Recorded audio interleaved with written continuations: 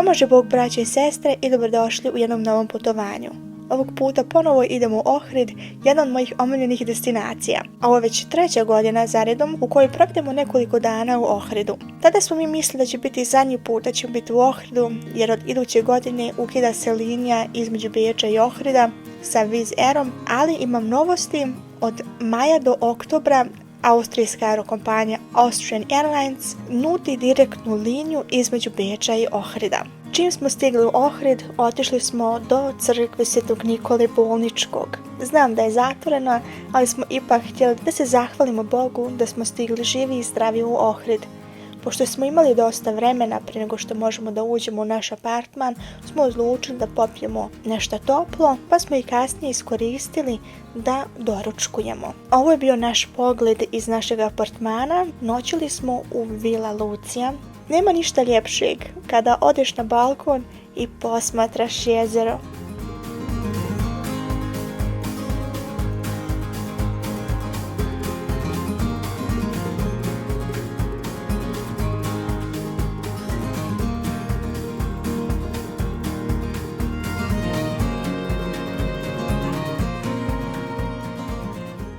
Može Bog, braće i sestre, evo ovako da vam se još javim. Primila sam tužnu vijest da mi se ujak upokojio, a nalazim se u Ohridu i ne mogu ništa po tome da radim. Takve su okolnosti. Ono što mi možemo da radimo je da se molimo i to je ono što ću da uradim. Ja se jednostavno radim da vam mogu pokazati još nekoliko svetinja u Makedoniji. Druga sestra i majka su ostale kod kuće, tako da sam mislima bila sa mojom majkom.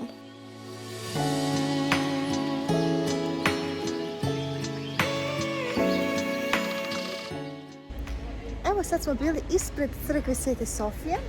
Sad idemo dalje malo da se prošetamo i da još iskoristimo ovaj lijep dan. Prošetali smo se kroz sami centar Ohrida i otišli do crkve Presvete Bogorodice Kamensko. Nalazimo se sada ispred crkve Presvete Bogorodice Kamensko i sada ćemo da uđemo unutra, ali ne znam, možda će biti večernja služba, vidjet ćemo. Prvi put kada sam bila u ovoj crkvi, to je bilo prije 2 godine sa mojom majkom, bila je liturgija i dosta naroda. Sada je bila prazna i baš sam mogla sve ikone da posmatram na miru. Taman kada smo mislili da izađemo iz crkve, ugledali smo da ulazi sveštenik i pitali smo baku koja prodaje svijeće da li će biti možda večernja služba i rekla je da hoće. Nas je začudilo jer je bilo tek oko 4 sata, ono baš rano, ali ipak smo ostali i bili na večernjoj službi. I tako je se završio naš prvi dan u Ohridu.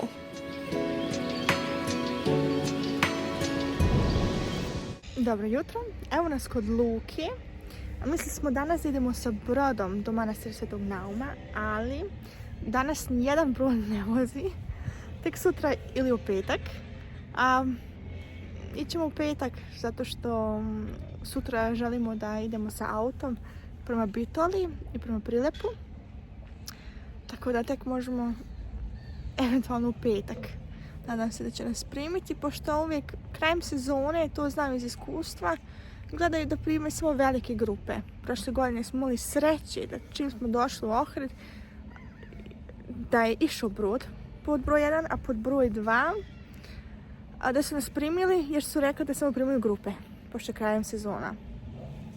Tako da vidjet ćemo, hoćemo imati dovoljno sreće. Molit ćemo se Svetom Naumu da sve dobro uspije. Sad ćemo ići prema Rent a Car. Onda gdje smo bili prošle godine. Escape se zove. Da tu već za sutra rezervišemo, jer sutra ako već idemo u Bitolu, krenut ćemo veoma rano. Da to možemo sve i obići kako treba. Riješili smo sve s autom. Sutra imamo auto prema Bitoli. Sad se šetamo malo kroz grad. I sad smo došli, moram ovako da pokažem, ispred crkve Presvete Bogorodice Čilničke, koja je iz 14. vijeka. O njoj sam pričala u mom prvom videu o Ohridu. Stavit ću vam sve videa o Ohridu neđe da je pogledate, jer zaista vrijedi da se posjeti. Tako da sad eto šetamo, vidimo da li je možda sad neka od crkvi otvorena, ali često sumnjam. Ono me veze.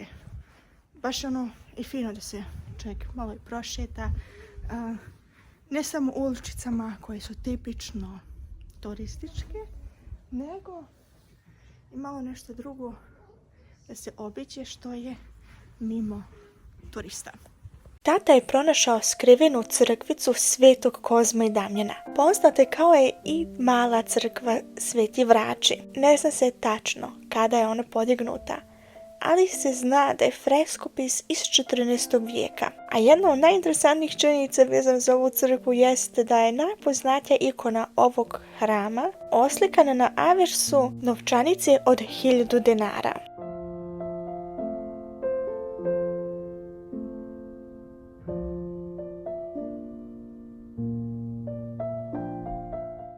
Ja sam vam govorila da trebate uvijek ići nekim malim putićima da bi nešto fino našli.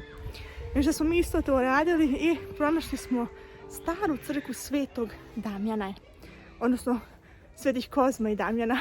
Ma nema ni 20 stepenica i došli smo do jedne škole i pored se upravo nalazi mala crkva Svetog Konstantina i carice Jelene, a iza nje i sama crkva Presvete Bogorodice Perivlete. Tu smo iskoristili priliku da se odmorimo i da jednostavno i uživamo posmatrajući djecu koje se na polju igrala. Evo nas sad ispred crkve Presvete Bogorodice Perivlete. Pravimo sad malu pauzu.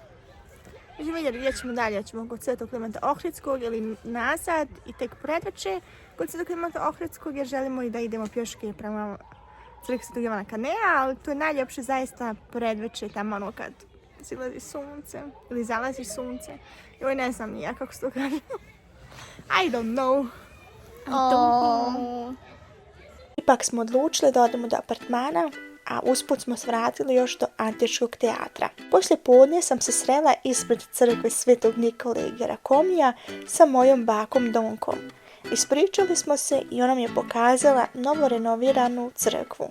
Zajedno smo se prošetale do crkve Svetog Klimenta Ohridskog gdje smo sreli mog oca i moju mlađu sestru. Bilo mi je drago da sam je opet srela, tu smo se pozdravile, ona se vratila kući, a nas troje smo produžili dalje do crkve Svetog Jovana Kanea da bi posmatrali zalazak sunca.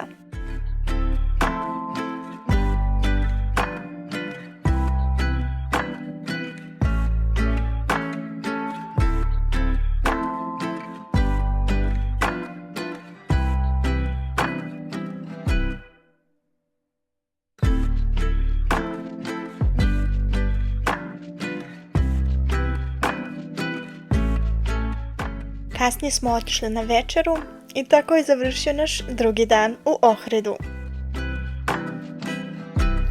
Dobro jutro, ovo je već treći dan u Ohridu. Sad idemo prema pekari da kupimo nešto za doručak i idemo prema našem autu koji smo jučer iznajmili. Konačno idemo u Bitola i Prilep, da ih tamo obiđemo nekoliko manastira. Znam da nećemo moći sve da vidimo, pogotovo ne sve za jedan dan, ali sam izabrala neke fine destinacije, tako ću da kažem. I da, već se radim i ništa. Vidimo se u Bitoli. Das ist so süß. Uživaj. Bitte. Tu sam. Joj, vidi ga. Zorana, bit.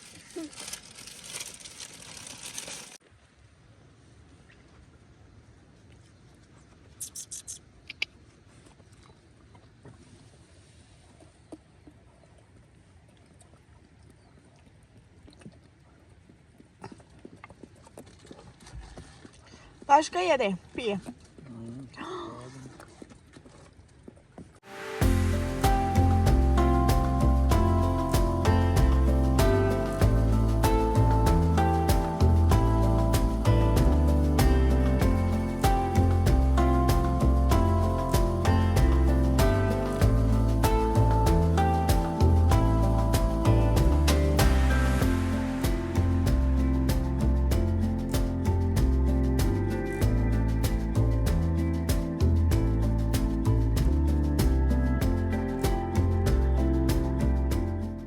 Bitoli smo otišli posjetiti crkvu Svetog Dimitrija koja potiče iz 19. vijeka. Unutra se nije smjelo snimati, ali ću vam reći ipak nekoliko informacija. Sagrađena je na mjestu stare kapele koja je izgorjela 1726. godine. Pod crkvi je ukopan za 1 metar da ne nadvisi tadanje džamije, jer u Osmanskom carstvu crkva nije smjela biti više od džamije.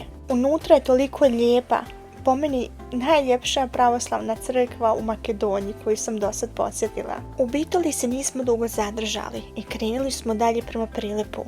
Moram da priznam da u toku vožnje smo mogli vidjeti razliku u vegetaciji, jer što se više približavamo Prilipu, to više vidimo ona velika brda sa kamenjem. Prošli smo Prilip da bi posjetili najprije manastir Lenište.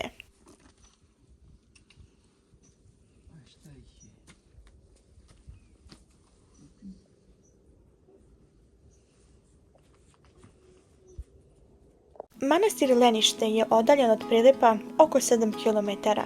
Posvećen je Svetoj Petki. Temelj hrama je osvještan 1996. godine, a sam manastir je osvještan 2009. godine. Oko manastira se nalaze nekoliko izvora vode koji smatraju ljekovitim.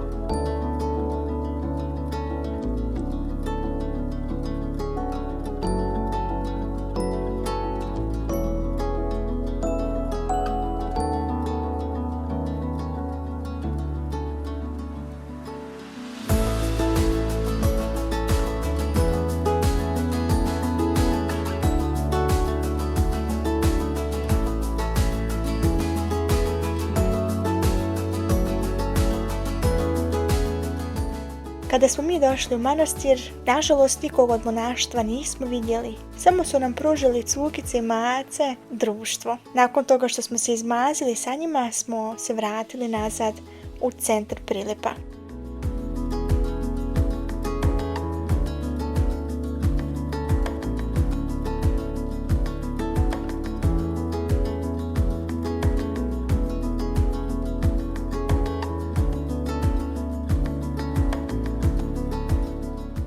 U Prilipu smo odmah otišli u crkvu Preobraženja Gospodnjeg. Ona je sagrađena 1871. godine. Poznata je kao i grčka crkva, jer je grčko govoreći vaško stanovništvo Prilipa uspjelo da dobije ferman za njenu izgradnju od Carigradske kapije. Crkva je trobrotna bazilika sa 5 kupola. Na spoljašnjoj istočnoj strani nalazi se 9-strana apsida. Bilo je zanimljivo kada smo ušli u crkvu i vidjeli dosta stolova, a na stolovima otvorene novine. Ne znam koji tu značaj ima i šta su s time htjeli da postižu, ali zaista bilo čudno vidjeti tako nešto u crkvi.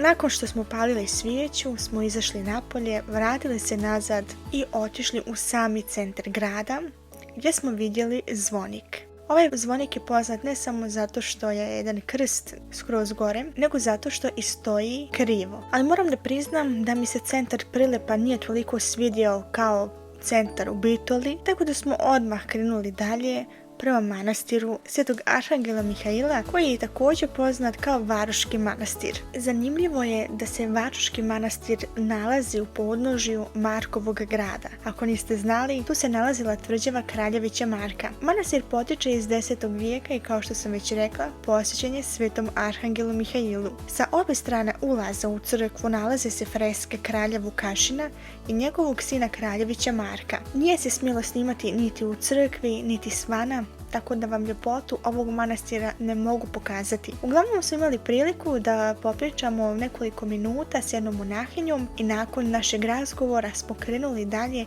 prema manastiru Treskavec. Sam put do manastira Treskavec je bio jedan nezaboravan doživljaj, jer smo se popili na oko 1200 metara nadmorske visine. Nažalost, i ovdje nismo smjeli da snimamo, tako da ću vam samo reći nekoliko informacija. Uglavnom je manastir sagrađen u 13. vijeku od srpskog kralja Stefana Milutina, a proširio ga je car Dušan u 14. vijeku. A to ja više ne mogu. Jedva smo stigli do gore s autom.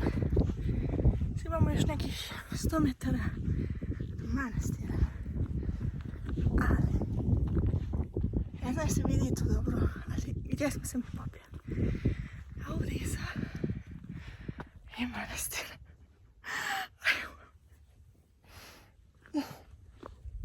Ja kad vidim ovo ispred sebe, ne znam. Ne mogu da vjerujem da smo ovdje. To je zaista nešto nevjerovatno. Onaj manastir prije sad je Varuški i on je bio zaista mnogo lijep. Ali ovo je nešto sasvim drugačije i zaista sam ono samo šoku, mislim. Wow. On je jedan od najznačajnijih manastira u cijeloj Makedoniji, ali nažalost danas živi samo jedan monah. Trenutno se manastir nalazi u fazi obnove i čak i unutrašnjost crkve se trenutno obnavlja. Nema ništa ljepše kada se ručka na planini. Ali tako? Ćao.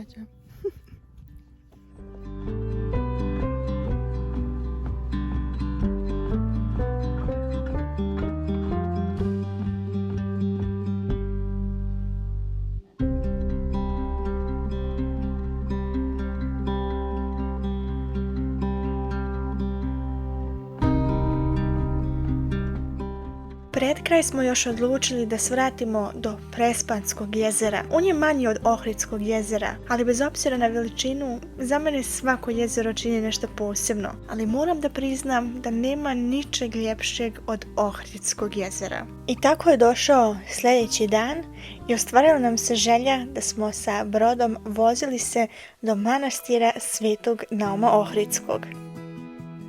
Totalno mi godilo da smo se vozili brodom. Nekako dok posmatraš vodu, pogotovo što Ohridsko jezero zaista ima bistru vodu i može se duboko unutra gledati. Posmatraš i ta brda, i te šume, te klisure. Totalno možeš da se isključiš, a i da od dosta toga razmišljaš. Ponovo mi je sve prolazilo kroz glavu i mogu vam zaista od srca preporučiti da uvijek živite punim plućima, da ne zaostavljate neke stvari za sutra, jer nikad ne znamo hoće li biti tog sutra, nego se uvijek treba živjeti sad, u ovom momentu i koliko god bili u teškim situacijama, ne smijemo očajavati, jer uz Božju pomoć sve se može prevazići i trebamo njemu biti zahvalni za svaki dan koji nam pruži.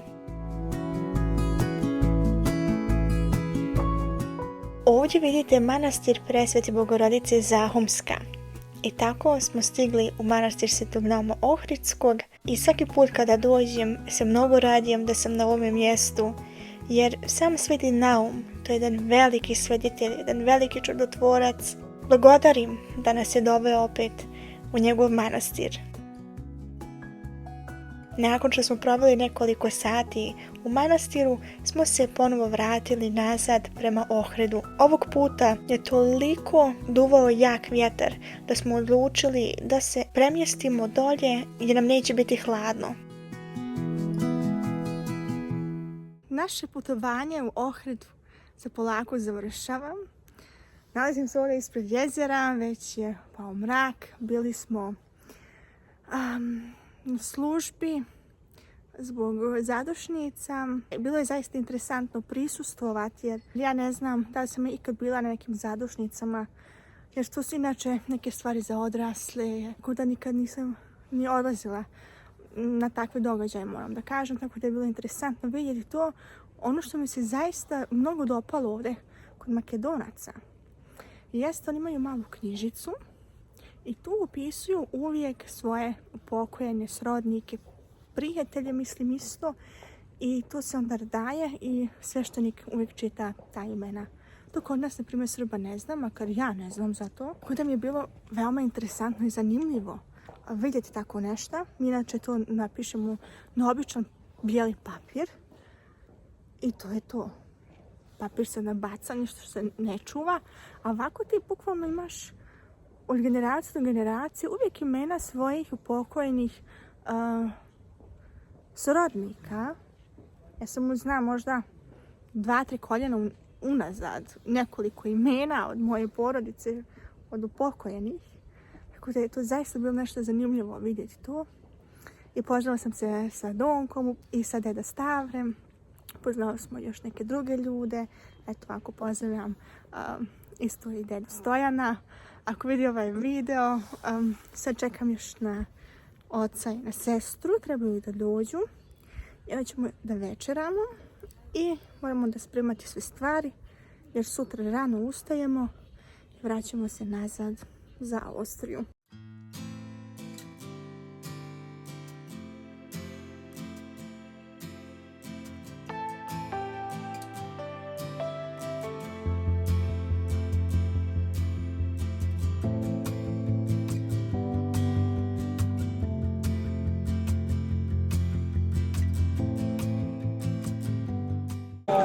Još uvijek se nalazimo na aerodromu, napoj smo čekali sat i pol.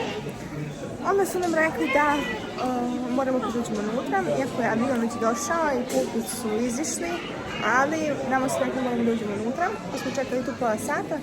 Malo prije na zvučniku je rekla za 20 minuta saznajemo kako će biti dalje, ali ne znam, da će biti otkazan let. I kada će biti novi, ja nemam pojma. Zorana, šta ćemo? Nemoj se brinuti. Ali imamo dovoljno da pijemo. Da. Dali su nam još ove neke zelene papiriće, piše tranzit. Šta se tu znači, kako će ovo i sad dalje, nemam. Pravili su nekoliko testova vezano za turbine i satima smo čekali. Sad su nam rekli 2-3 sata, otići neki tiket, voucher, šta je da nam za hranu i reći će nam i sat vremena kako ćemo dalje, nemam. I šta smo dobili?